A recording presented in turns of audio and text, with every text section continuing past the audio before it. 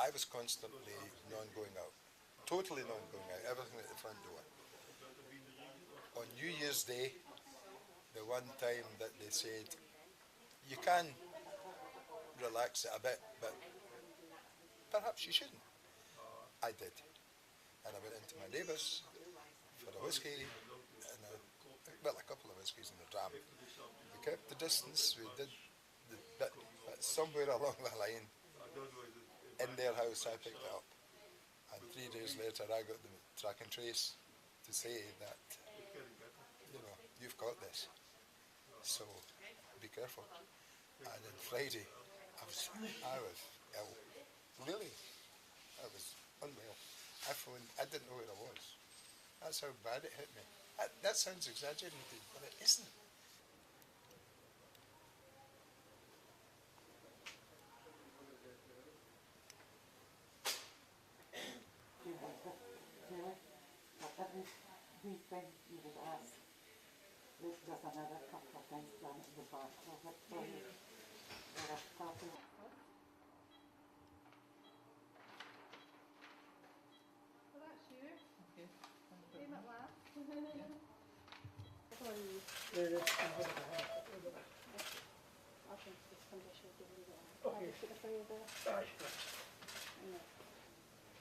Well, so it started off with just a cough, constant cough, and then temperature, and then feeling cold, body was shaking and that, and then the breathing. When I was walking, maybe say from here to that door over there, I was knackered. It just shows you how quick it does spread. And I hope people understand that it does spread fast and start taking heed and understanding and need to do more to stop it. Start paying attention. It's serious. It really is serious. And it can spread really fast. Really, really fast. I'm an example. And that's me taking precautions. If people have not taken precautions, it's probably spread about 40 times more. Yeah, so we'll see what we can do. Okay? Okay. So oh dear. Very good. It's not pleasant. And the issue with the deaths, and this was probably the first thing that really hit us the hardest down here in AMU, and I can still remember the first patient that passed away in here, and it was horrific because there was no the relatives weren't allowed to come in.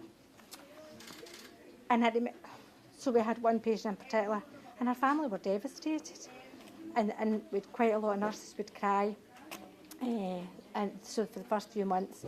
And there's no relatives allowed to come in. We've all got our iPads now, so relatives, they can FaceTime. We are now, we are allowing essential visitors in. Please just adhere to the rules. Just, don't break the rules, and just, there will be an end to this, but the more people break rules, the longer it's taken.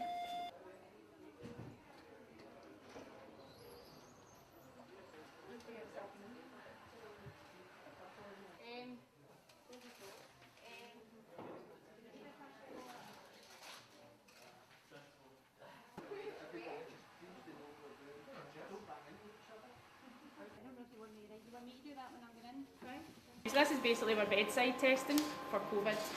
Generally before we would get a swab done from the patient, it would get sent to a lab. We would have to generally wait about a day for the test result to come back unless it was urgent. So now this gives us the luxury of having the results in 20 minutes. So I can then remove this. This is a cassette that the sample was put into. Push a button, and then it gives me the result for this patient. So it says here that this patient's SARS-CoV not detected, influenza A or influenza B not detected. So that patient's result's negative, which is handy to note.